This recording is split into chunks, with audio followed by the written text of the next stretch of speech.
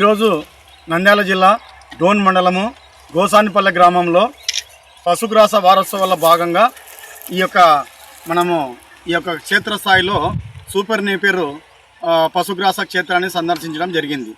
ముఖ్యంగా ఈ యొక్క పశుగ్రాస వారోత్సవాలు జూలై 7 నుంచి 14 వరకు జరుగుతాయి. దీని ముఖ్య ఉద్దేశం ఏంటంటే పాడి రైతులు ఏదైనా కానీ పశువులు ఉన్న వాళ్ళ రైతులు పచ్చిమేత పాడి లేదే పచ్చిమేత లేదే పాడి లేదనమాట. కాబట్టి ఆ సూత్రం వినియోగించుకొని పశుగ్రాసాలను ఎక్కువగా సాగు చేయాలి. అదేవిధంగా మనకు ఏకవార్షిక పశుగ్రాసాలు కూడా ఉన్నాయి. ఉదయం మనము ఈ యొక్క 75% సబ్సిడీతోని జొన్న రకం ఒకటి, తర్వాత మొక్కజొన్న రకం ఒకటి, ఆ విధంగా చేయడం వల్ల ఈ విత్తనాలను తర్వాత బహువార్షిక పశుగ్రాసాలను, ఎందుకంటే బహువార్షిక పశుగ్రాసాలంటే నీటి వసతి ఖచ్చితంగా ఉండాలి. కాబట్టి ఈ అవకాశాన్ని ఖచ్చితంగా సద్వినియోగం చేసుకోవాలి. కాబట్టి ఇంకో విషయము, ఇది జాతీయ గ్రామీణ ఉపాధి హామీ పథకం కింద విఎంజీ రామ్జీ అనే ప్రోగ్రాము ద్వారా ఈ యొక్క 100% సబ్సిడీతోని ఈ యొక్క పశుగ్రాసాలను సాగు చేయడం జరుగుతుంది. ఒక ఎకరాకు వచ్చేసి మనకు 65,000 రూపాయలు రైతుకు, అంటే ఈ యొక్క పిలకలు నాటుకోవడం కోసము, సేద్యం చేసుకోవడం కోసము, తర్వాత నెక్స్ట్ ఈ యొక్క పొలము నీళ్లు పెట్టడం దానికోసమని మొత్తము 2 సంవత్సరాలు కలిపి ఒక ఎకరాకు 65,000 రూపాయలు ఉంటుంది. దీనికి ముఖ్య ఉద్దేశం ఏంటంటే మనము బహువార్షిక పశుగ్రాసాలను సేకరిస్తే ఈ యొక్క పశుగ్రాస కొరతను అనేది నివారించుకోవచ్చు.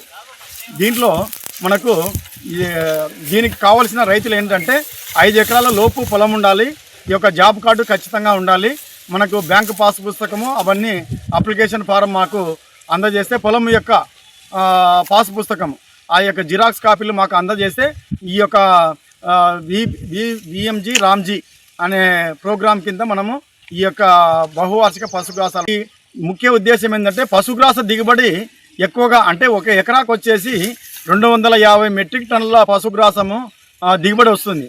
దీని ద్వారా ఒక ఎకరాకు 25 పాడి పశువులను కూడా పెంచుకోవచ్చు అనమాట.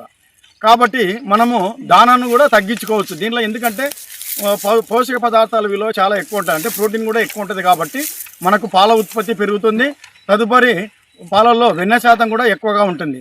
కాబట్టి రైతులు ఈ అవకాశాన్ని సద్వినియోగం చేసుకోవాలి. ఈ బుల్లెట్ నేపియర్ సూపర్ నేపియర్ ముఖ్య ఉద్దేశం ఏంటంటే కాండం అనేది చాలా తక్కువ చిన్నగా ఉంటుంది అనమాట, ఆకు శాతం ఎక్కువగా మనకు ఖరీఫ్కి. అదే రబీ సీజన్ అనేది వస్తుంది మనకు, ఇప్పుడు మనకు అక్టోబర్ నవంబర్లో రబీ సీజన్ వస్తుంది. కాబట్టి రైతులు ఈ యొక్క నవధాన్యాల సాగు అంటారు యాక్చువల్గా ముప్పాసం అనమాట. ఈ పిఎండిఎస్ అని అంటే ఒక బిర్యానీ టైప్ అనమాట. ఆ విధంగా కూడా మనము దీన్ని సాగు చేయాలని చెప్పి రైతులందరినీ కోరుతున్నాను. మన ప్రకృతి వ్యవసాయ సిబ్బంది కూడా మన రైతు సాధికార సంస్థ సిబ్బంది ప్రతి గ్రామంలో సిఆర్పీలన్నీ ఉండడం జరిగింది. కాబట్టి వాళ్ళతో కోఆర్డినేట్ చేసుకొని మనము ఈ యొక్క ఎల్నినో ఎఫెక్ట్ వల్ల వర్షం చాలా అసలు రావట్లేదు. కాబట్టి మనము ఈ యొక్క పశుగ్రాస కొరతను నివారించుకోవడం కోసము ఈ యొక్క మామిడి తోటల మధ్యన ఈ యొక్క పిఎండిఎస్ సాగు చేయాలని అందరికీ కోరడం జరిగింది.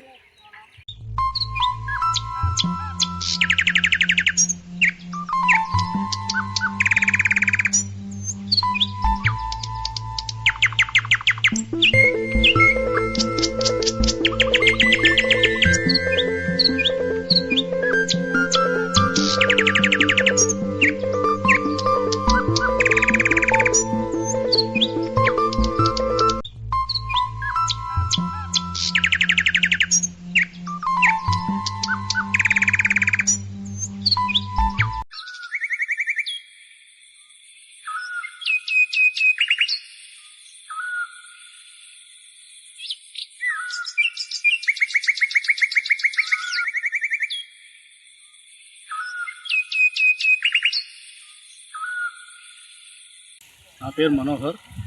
నేను ఈ గోసనపల్లి యూనిట్లో ఎఫ్ఎంటీగా పనిచేస్తున్నాను. ముఖ్యంగా రైతులు తెలుసుకోవాల్సిన విషయం ఏంటంటే ఈ పిఎండిఎస్ అనేది మనకు చాలా అవసరమైనది. పిఎండిఎస్ వేయడం వల్ల భూమి సారవంతం అవుతుంది. అదేవిధంగా సాధ్యమైనంత వరకు మనకు దిగుబడులు పెరిగే అవకాశం ఉంది. ఈ పిఎండిఎస్ వేయడం వల్ల రైతులు కూడా మరి ఎంతగానో అభివృద్ధి చెందుతారని చెప్పేసి మేము తెలియజేస్తూ ఉన్నాం. పిఎండిఎస్ అనగా pre monsoon and dry sowing, అంటే వర్షాలు పడకముందే మనము భూమిలో ఈ విత్తనాలను 32 రకాల విత్తనాలను మనం విత్తుకోవాలి. ఈ విధంగా విత్తుకున్న తర్వాత భూమిలో ఒకవేళ మనకు వర్షాలు సకాలంలో పడకపోయినా కూడా వాటి ప్రభావము ఈ యొక్క భూమిలో నెల అయిన తర్వాత కూడా విత్తనం మొలకొచ్చేదానికి అవకాశం ఉంది. ఈ ప్రీ మాన్సూన్ డ్రై సోయింగ్ ద్వారా పొలం అభివృద్ధి చెందడము, పొలం కోతకు గురి కాకుండా ఉండడము, పొలము గుల్లబారడం కూడా జరుగుతుంది. మనం పశువులు ఉన్న వాళ్ళైతే మనము సాధ్యమైనంత వరకు పశువుల మేతగా వాడుకోవచ్చు. పశువుల మేత వాడుకున్న తర్వాత మరి కలియ దున్నుకొని మనం పంట మార్పిడి చేసుకొని ప్రధాన పంటకు కూడా వెళ్ళొచ్చు.